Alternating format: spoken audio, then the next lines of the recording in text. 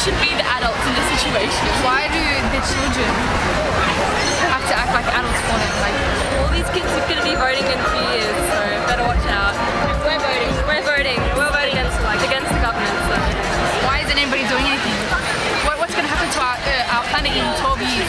What about our kids? What are they going to have? And it's very low that the kids are coming out of their own education.